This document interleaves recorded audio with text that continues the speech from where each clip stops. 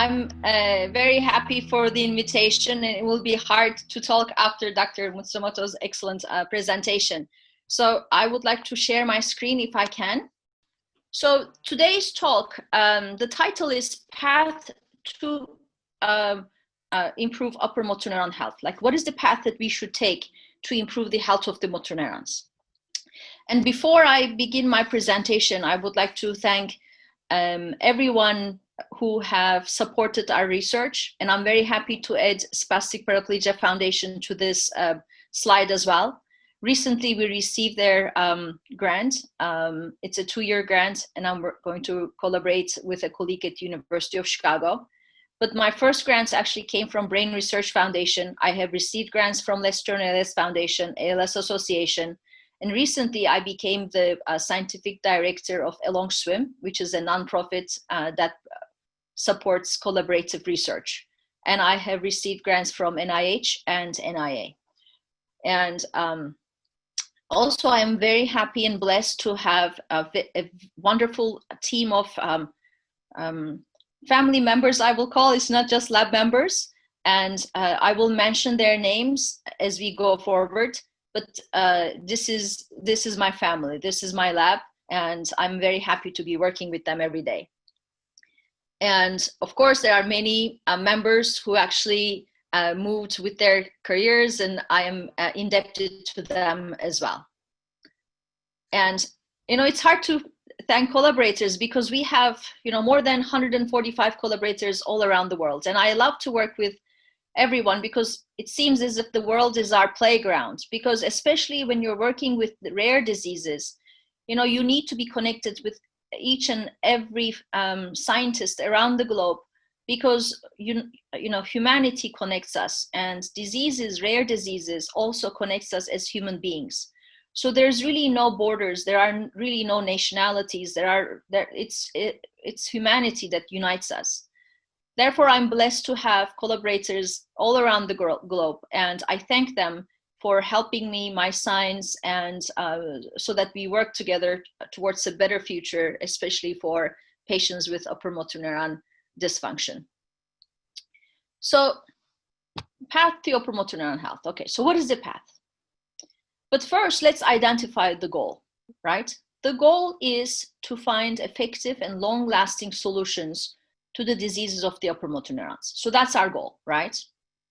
And then, we need to identify the problems or the roadblocks for success. And here I will mention only 4 of them. And one of them is the notion or the idea that comes with who cares about the upper motor neurons. And I don't know how many times you've heard this phrase, but I've heard it many times. And I think it is the level of interest that we give to upper motor neurons. We have to make sure that people understand the importance of upper motor neurons. So the lack of interest is one major roadblock for success. The other thing is the brain is complex, right? The brain is a very complex organ. And the third is the disease is heterogeneous. There are many patients which develop the disease due to different underlying causes. So it's very heterogeneous. And plus, now it's a rare disease. It's heterogeneous, and plus very few people have it. So those are the roadblocks for success. And I think we need to solve the problem by finding solutions to the roadblocks. For example, for the who cares about the upper motor neurons, it's the advocacy, it's the education, it's the training, right? For the brain is complex, then we don't compare brain as a whole. We focus our attention to the cells and neurons that degenerate in diseases. Like in HSP, in PLS, it is the upper motor neurons. So let's focus on the upper motor neurons. Let's focus on their cell biology. And ALS also is an upper motor neuron disease, because in ALS patients, upper motor neurons degenerate as well. So if we focus our attention not to the disease, but to the neurons, the cells that degenerate, we actually have a bigger spectrum of patients who would benefit from the discoveries.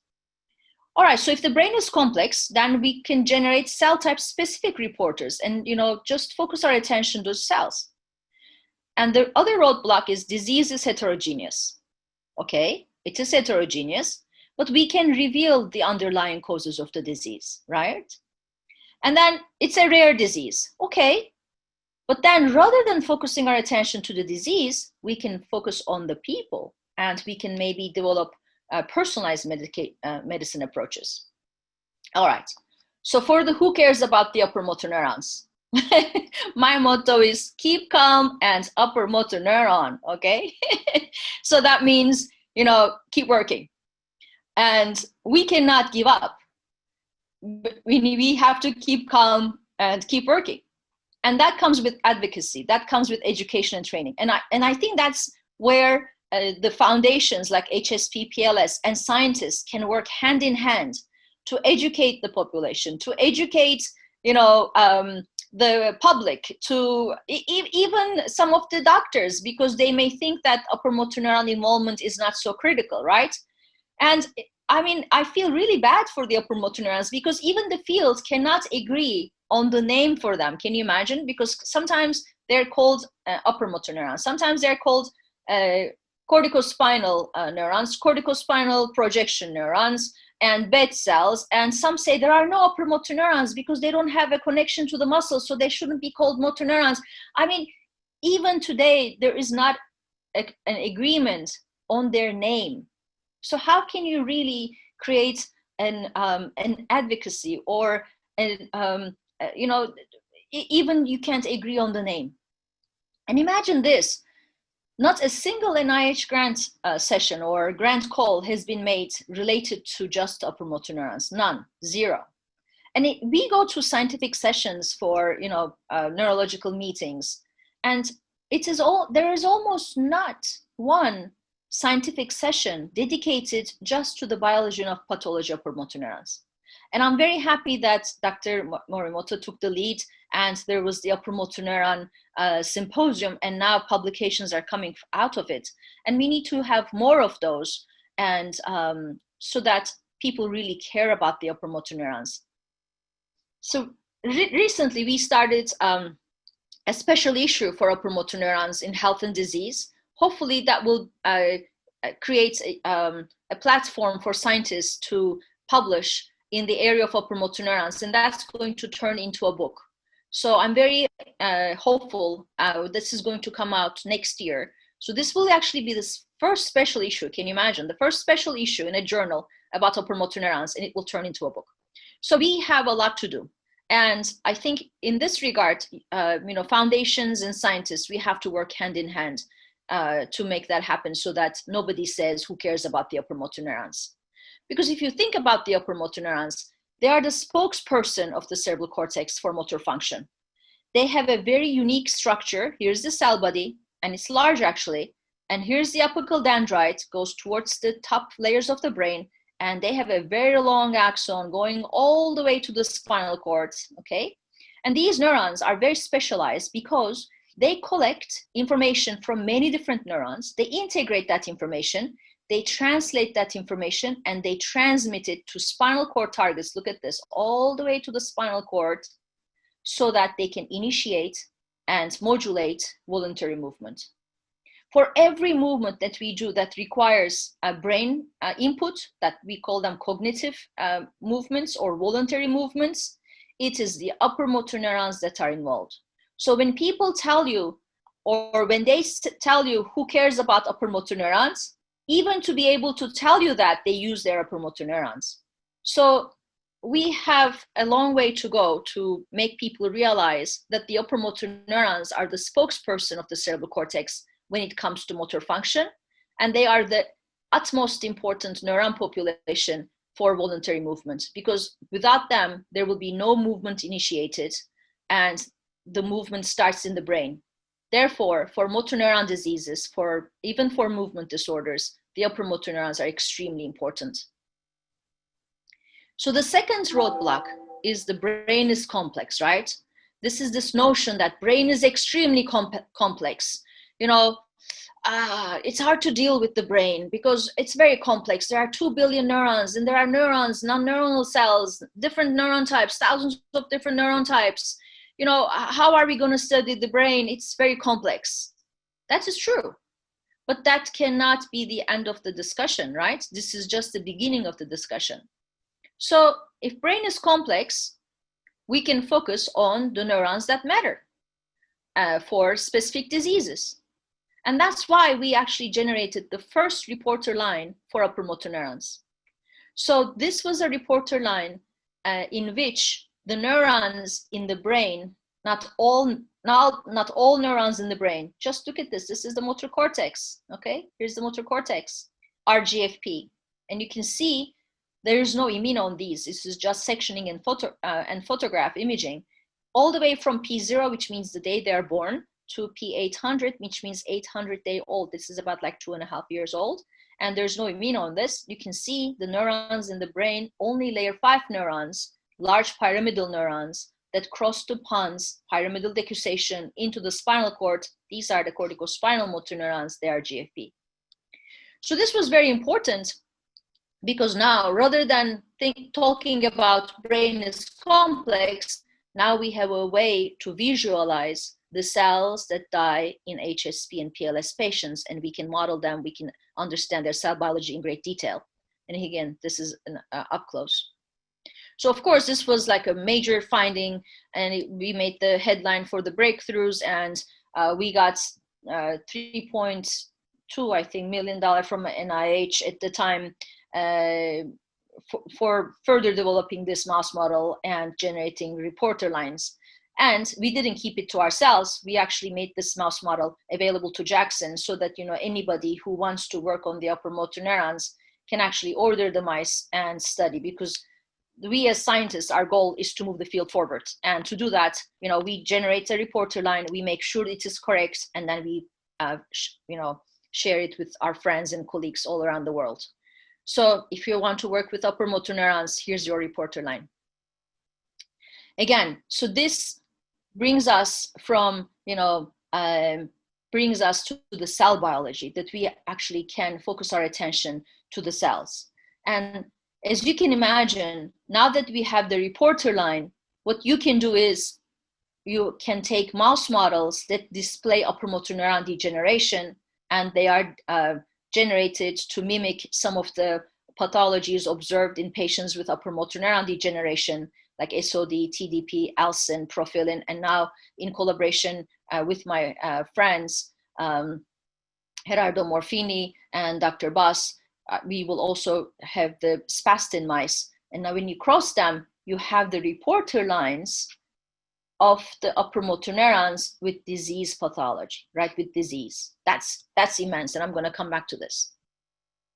And the beauty is, these neurons, yes, in vivo, here they are GFP, but also when you put them in culture, they are GFP. That's also very important because, as you can imagine, you can do drug discovery studies, and I'll come to that.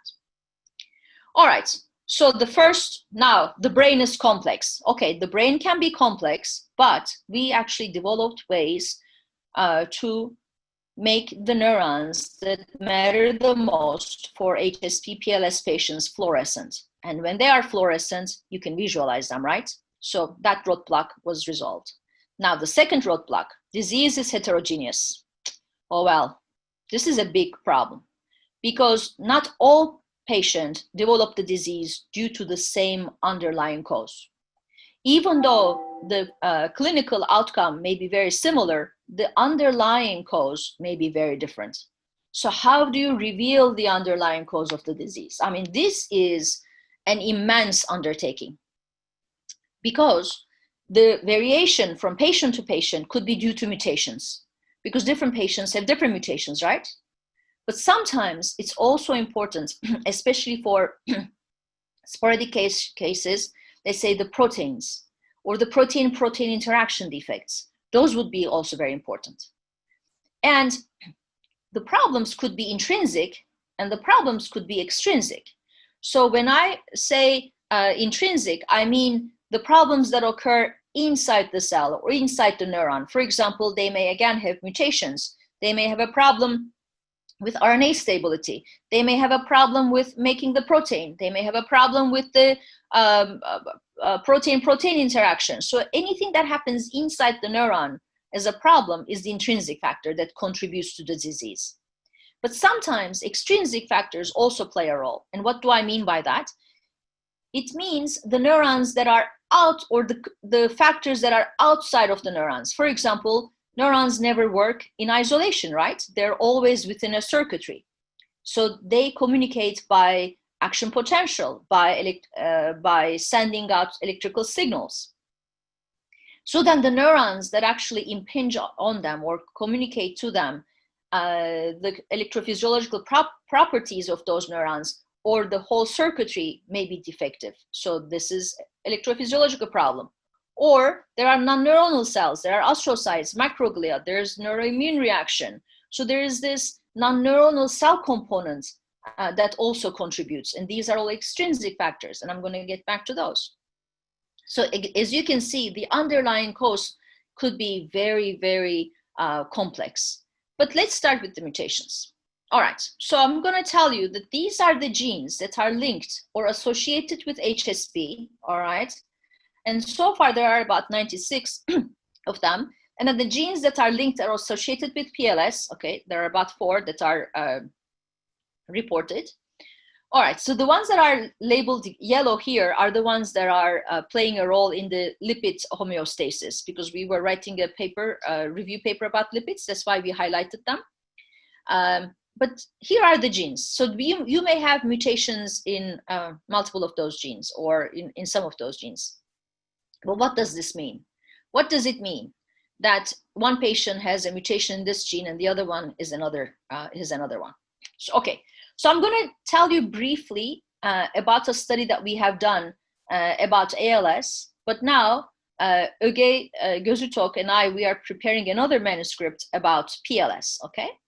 But let me tell you what that protein-protein interaction means and how informative it is that we know the mutation. Because once we know the mutation, we know which gene is non-functional, and then we can also begin to reveal what that non-function means in the overall picture of cellular pathways. All right, so we again, as we have done with HSP-PLS, we took all the genes that are causative or associated with ALS, okay? These are all, and then for all genes that are mutated in, let's say, ALS patients, okay, we found the proteins that bind to this, the protein product of the gene, okay? So these are all interaction partners. So one protein can bind to multiple proteins, okay? And the cellular events that take place inside the neuron is actually dependent on the protein-protein interactions. So every pathway that happens inside the neuron is a result of protein-protein interaction. So it is very important to reveal which protein binds to which protein and what is the protein network. We call them the proteome.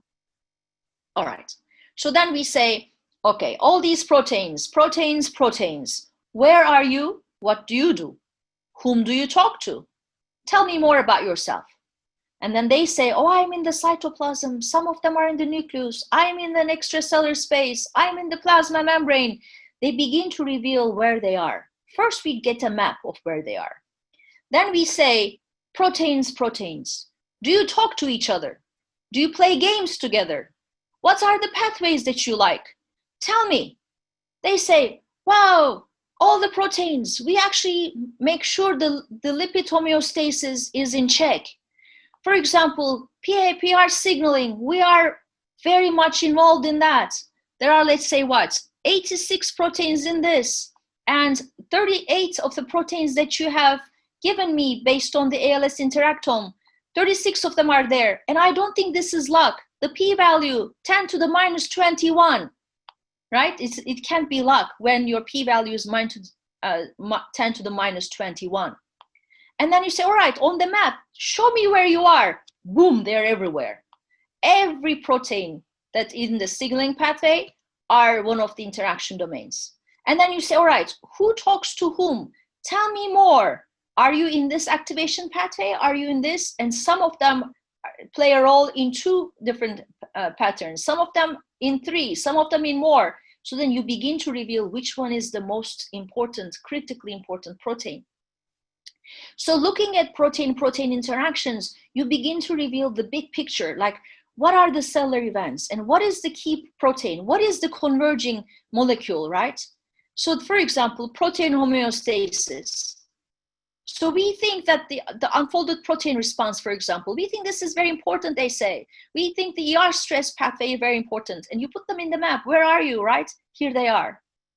And who are the famous guys making this happen? And they even tell you, you know, this has more than 3 interactions, this has more 4 interactions. So you begin to reveal what is going on and why that mutation is so important. What is the protein-protein interaction, and what is druggable targets?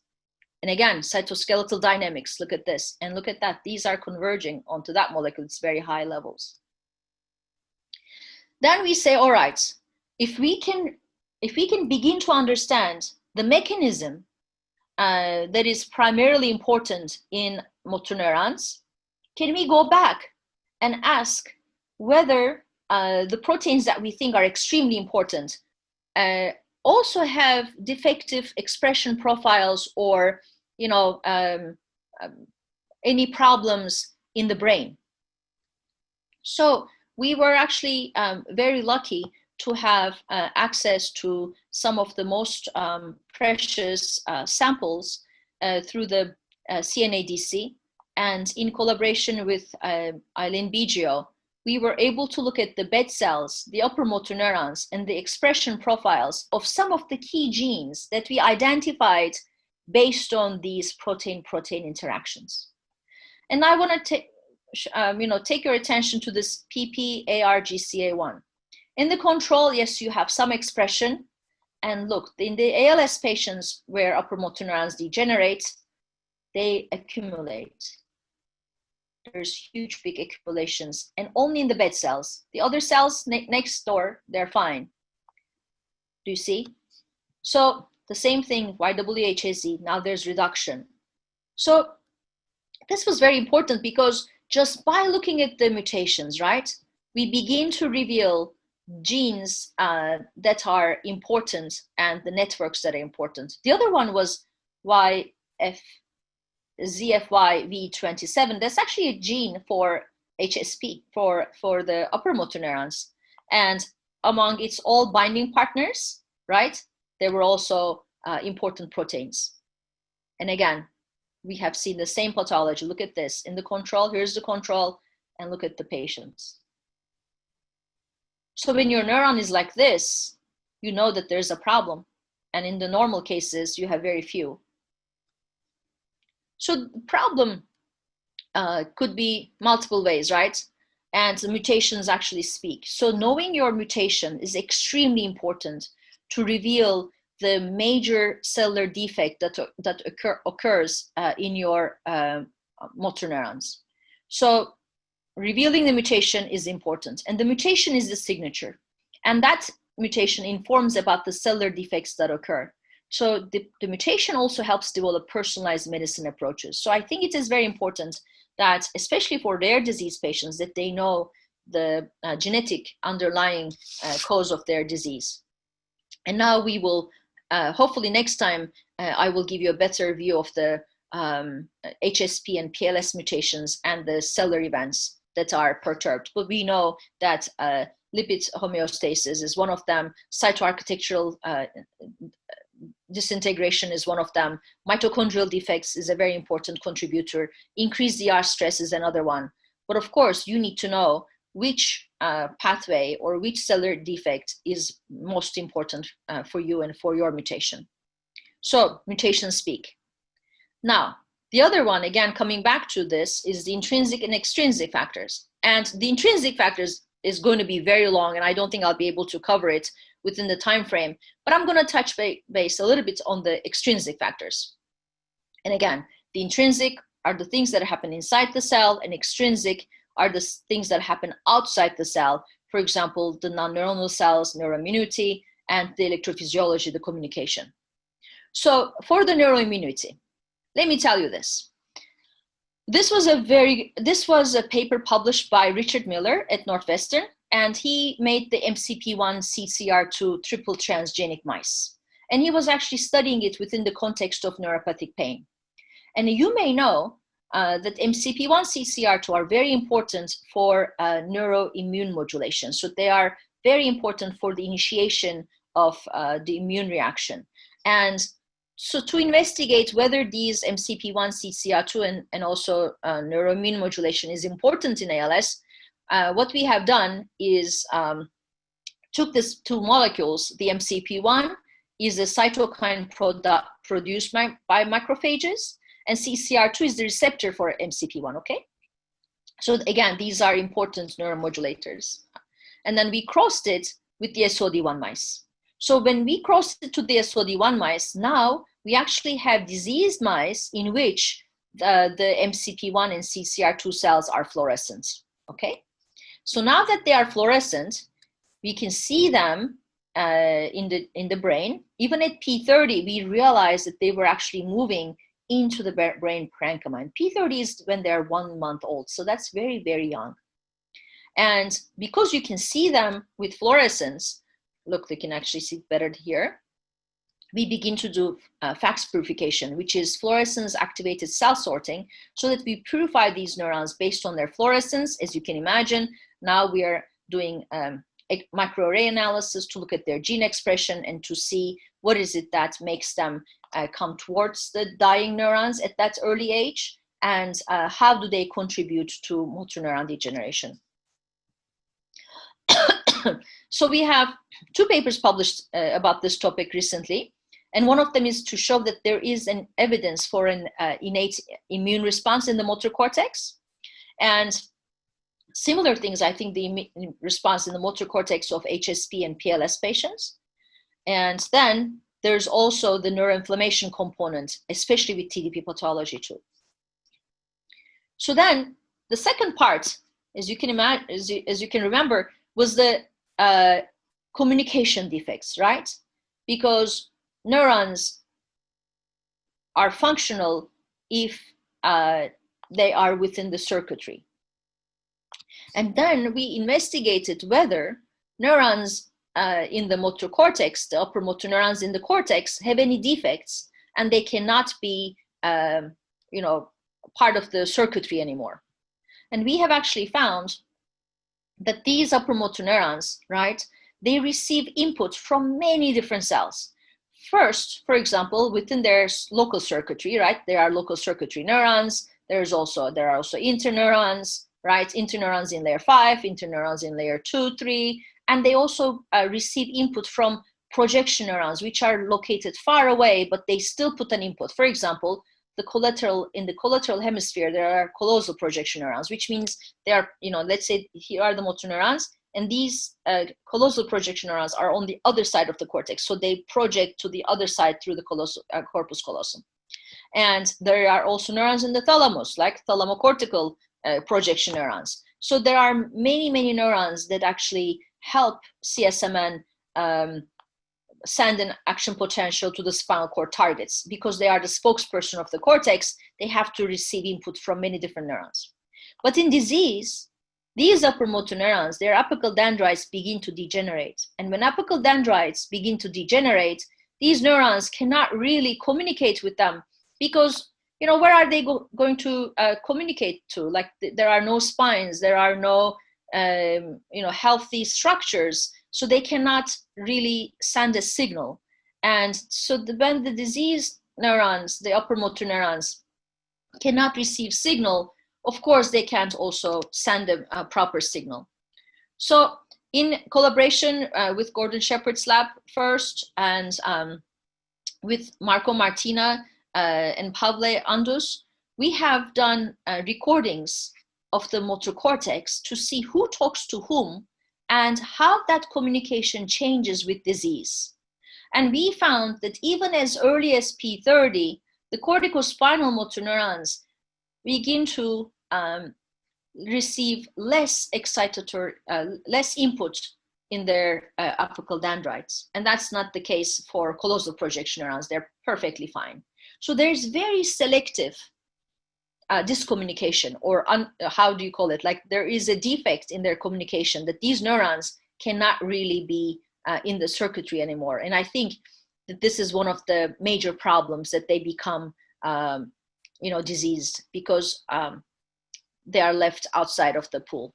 And, in combination with electrophysiology, then with RNA-seq, then with immunology, and looking at the immunohistochemistry, I should say, we begin to understand the molecular basis of communication defects the upper motor neurons are faced within the motor cortex. And I think this is very important because, in addition to the intrinsic things that happen, there are also extrinsic factors that we have to take into account if we want to build effective and long-term solutions.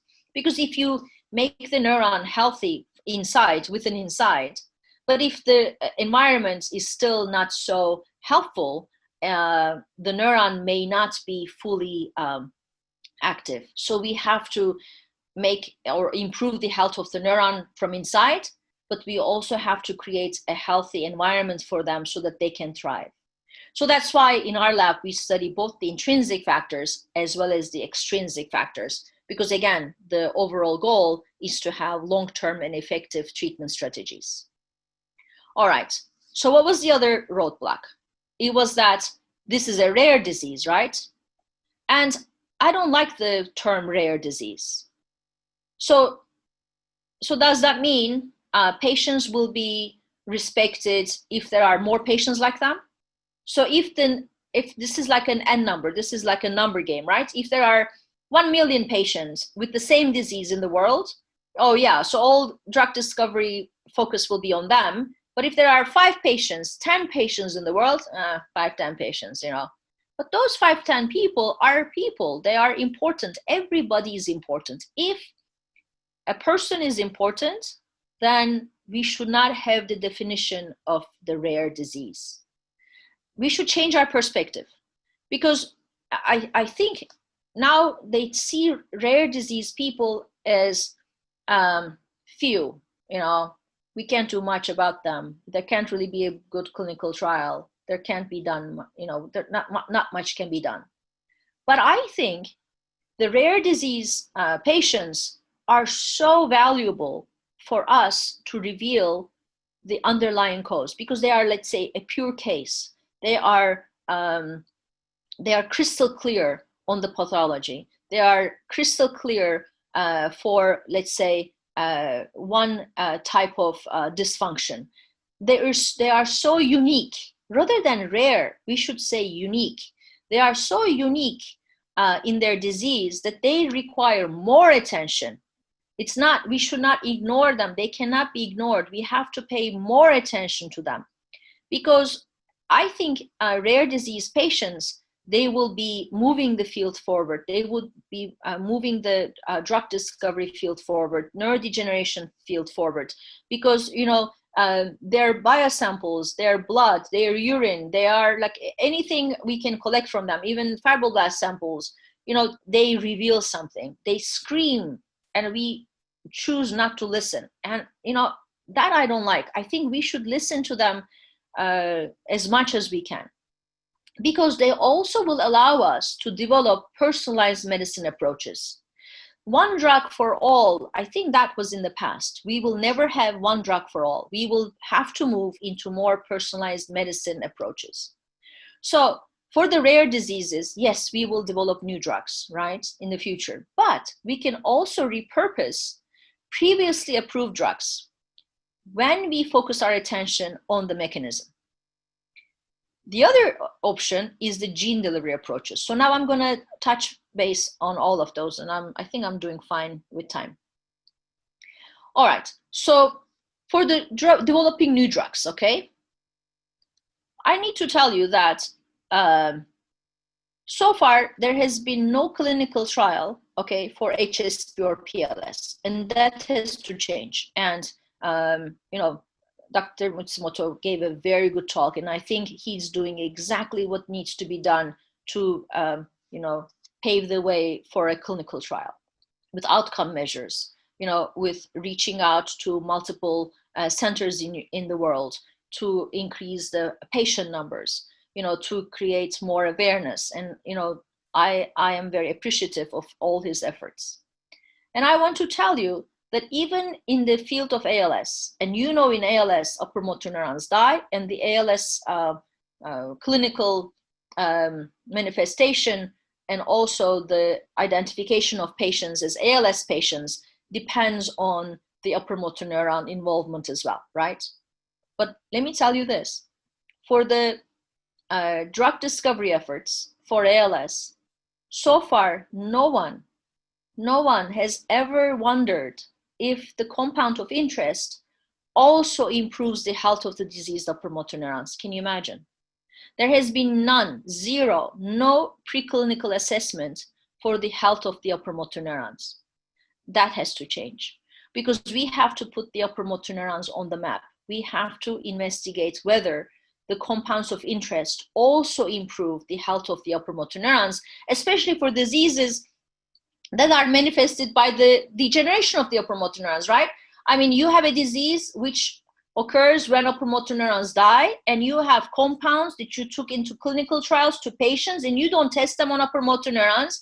Are you crazy, right? This has to change. So I think this is why we were invited to write reviews about how we should improve clinical trials by moving forward the fields by including upper motor neurons into the picture as well. And we can actually do this now. Like, this was not possible maybe 5 years ago, but this is possible now. Because as I told you with the reporter line, when we put them in vitro in culture, we can see the upper motor neurons within many different neuron populations. Like, let's say in a dish, you have dissociated cortical cells. There are many different cortical cells. There are non-neuronal cells. There are astrocytes, macroglia, everyone in the dish. And the upper motor neurons are fluorescent. So they say, I'm here, okay. So when you add a compound, you can actually watch them and say, do you like this? Okay, how much do you like it? So the upper motor neurons begin to speak to you, and they will say, no, I don't like this drug, or I really like that. So you may know which one is it that they like and which one is it that they don't like, right? And there's an easy selection that you can do in vitro. Then, we have done this with a compound with working with Dr. Silverman, and that's the one we got $3.2 million grant from NIA, to hopefully develop a new drug for HSP and PLS and for upper motor neuron diseases.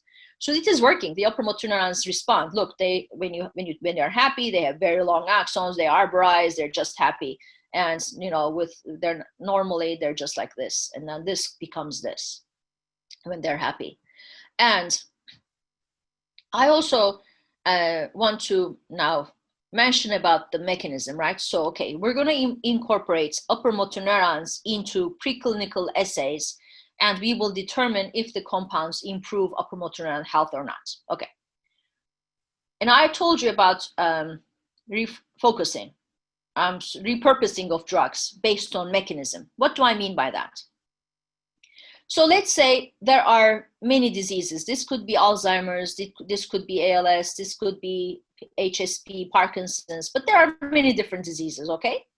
And because diseases are heterogeneous, the underlying causes are heterogeneous, okay? The mechanisms that are responsible for patients to develop the disease are also heterogeneous. What do I mean by that? Let's say mechanism one is mitochondrial dysfunction, okay? So there is mitochondrial dysfunction in Parkinson's disease. There is mitochondrial dysfunction in ALS. There is mitochondrial dysfunction in HSP and PLS. All right. So if you have a drug for mitochondrial dysfunction, okay? So you don't have a drug for ALS, HSP, PLS, okay? But you have a drug for the mechanism. Actually, drugs are developed for the mechanism. So for the FDA-approved drugs, the target is known, the mode of action is known, the mechanism is known. So, a lot is known about that drug. So let's say you have this drug for this mechanism. It's mitochondrial dysfunction. So can't we start clinical trials for mitochondrial dysfunction?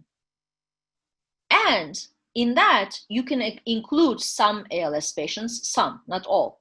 some PLS patients and some HSP-PLS patients, right?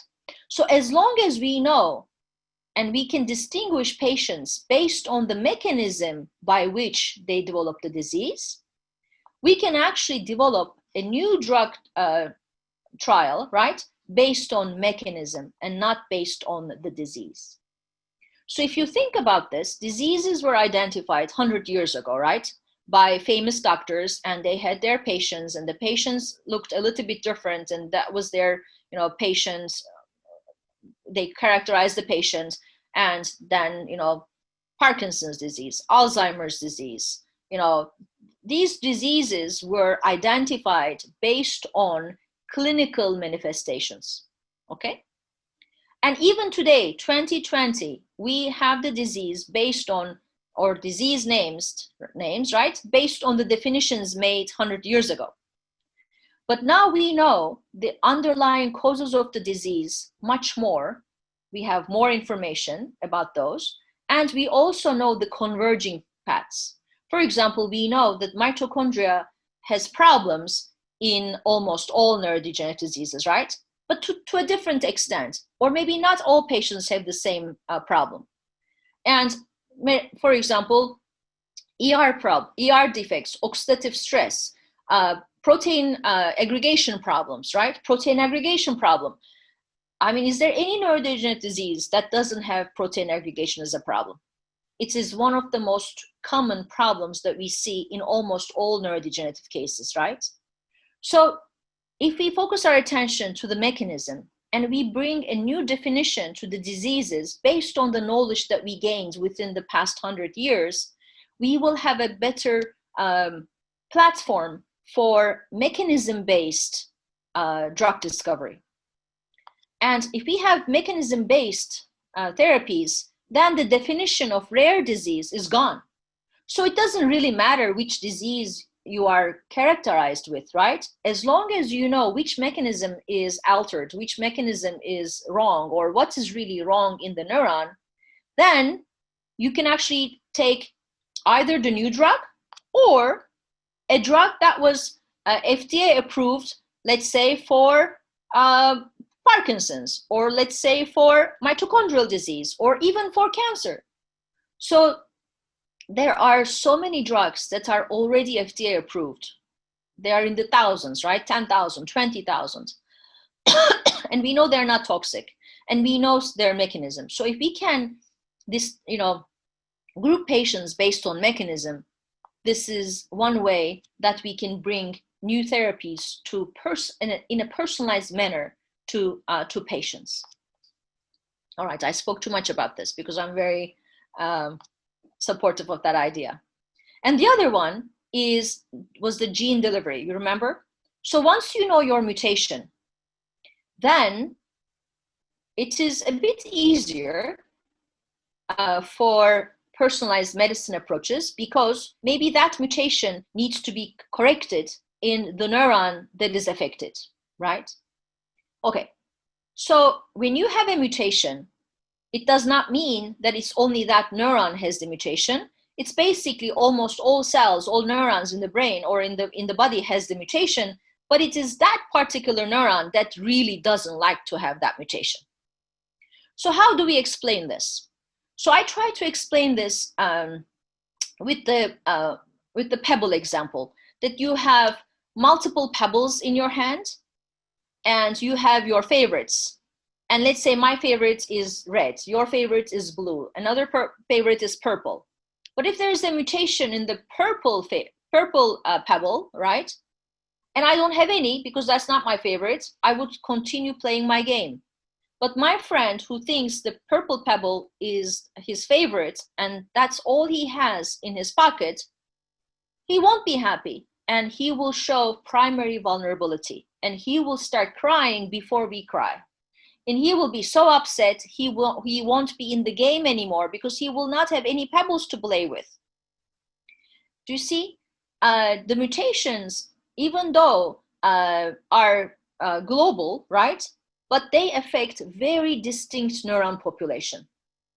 So we also have to be very distinct in our approaches so that we correct the mutation only in the neuron that has the disease. Okay, so we in our lab used AAV-mediated viral transduction, and first, Dr. Hara developed retrograde transduction, which means we inject the virus into the dorsal funiculus, that's the tract, that's the axon tract, so the virus gets transported all the way to the upper motor neurons, and the neurons begin to express the viral gene, okay? And again, these viruses are not disease-causing viruses. They're not like corona. They are actually, some of them are already FDA approved, and they are used for deep brain stimulation for Parkinson's disease and for other diseases as well. And now there's actually a very good gene therapy approaches for ALS, and I think this is the way going forward. But one problem with the dorsal funiculus injection in humans is that the dorsal funiculus in the human is in the, not the dorsal, but in the ventral. That would be a little bit hard. So the best way would be actually to inject directly from the cortex, okay? So we published this in Nature Gene Therapy a couple years ago. And again, Dr. Hara developed the approach so that with direct cortex injection, we can transduce corticospinal motor neurons or the upper motor neurons. But again, the selectivity is very important because you're putting the cortex, the virus right into the brain, and you would imagine everybody is going to get the brain, right? Every neuron is going to get the brain, but our goal is to make sure that it's actually the upper motor neurons that get them specifically. And so we have tried different serotypes, 2, 1, 2, 2, 5, 6, 7, 8, 9, all of them, okay? And we realized that AV2, the serotype 2, has more projections into the striatum, which means subcerebral projections. And they're also here in the spinal cord, dorsal funiculus, so they reach the spinal cord. So we thought among all these, the 2-2 would be the best. Then we have also looked for different mutations, different promoters. We tried many different things. And here you can see with the CTIP2 marker that the CBA promoter gave us good results. And this was so nice because with just one-time injection, after we optimized the serotype, the promoter, the mutation, this and that, one-time injection, okay, gave us, among all the cells that were transduced, about 70, 65, 70% were upper motor neurons. So if you think the upper motor neurons are about 1% of the whole motor cortex, but now one-time injection, you get 70% of their transduction. This is very selective. And here, this is the virus. It's only in the upper motor neurons, and they are CTIP2 positive, they are SATB2 negative, and there are no astrocytes or microglia. This is very selective. So with one-time virus injection, it is possible to transduce a large population of upper motor neurons in the motor cortex. And this was actually the work that with which I received the Spastic Paraplegia Foundation grant, because now our goal is to improve this even further and perform these studies in the macaque monkeys to see if we get transduction selectivity as we do in the mouse models.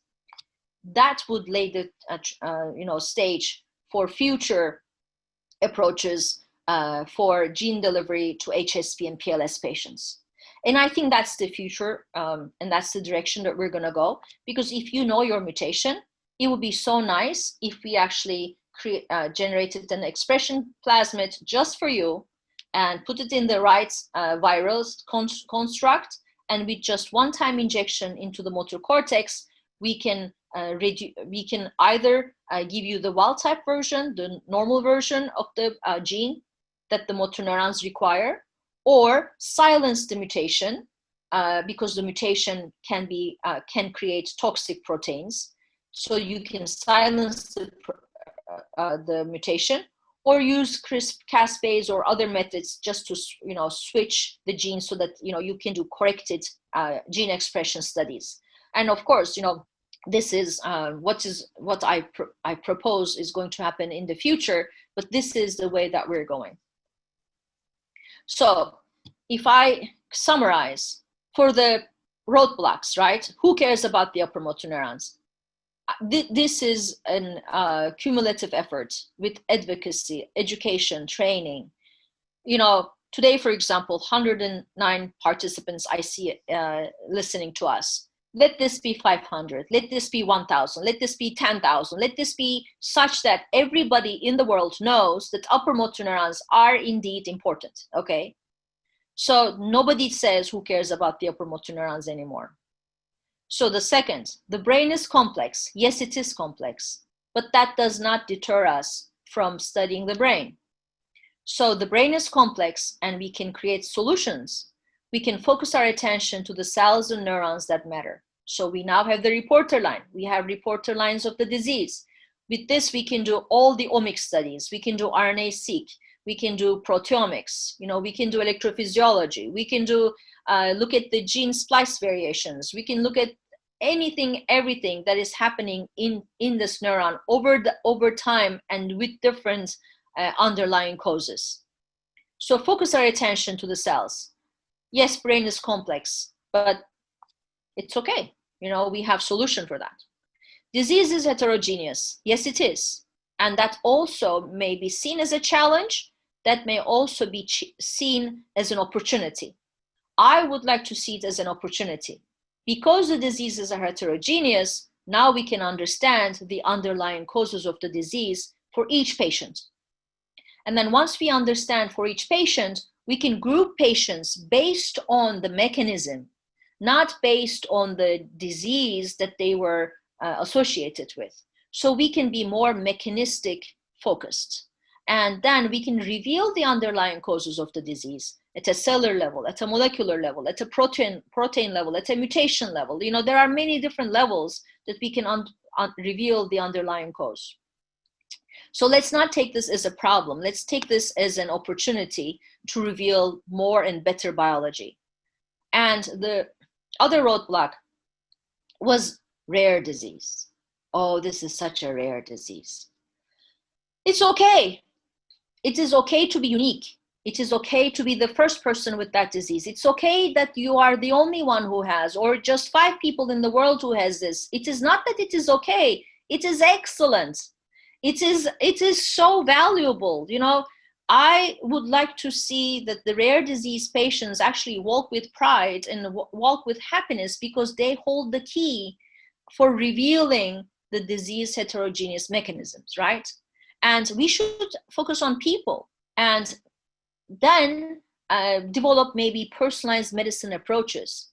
It is okay that one drug is not going to cure all. We should not be looking for magic solutions, right? If we focus our attention to people, then we will be able to develop better and more translational approaches, and it will be personalized and it will be long lasting and it's going to be effective. So there are solutions for all roadblocks that we face today. So in summary, I think we should keep calm and upper motor neuron, right? We should eliminate all the roadblocks one by one, and with team effort, with collaboration, with working together, everybody doing their part. And we should keep moving, keep going forward until there's a cure for everyone. And with that, I would like to thank you. And please visit our website, our lab. And if you have any questions, you can ask me. And, I did not cover all the research projects that we have in our lab. And please, let's be connected by LinkedIn, Twitter, or write me emails, and let's see what we can do together, because our goal is to create an upper motor neuron initiative at Northwestern. And we need everyone's support because we really want to put the upper motor neurons on the map and make everyone realize in the world that upper motor neurons are important. So I thank you so much for your participation, and I'm ready to take any questions. Thank you so much.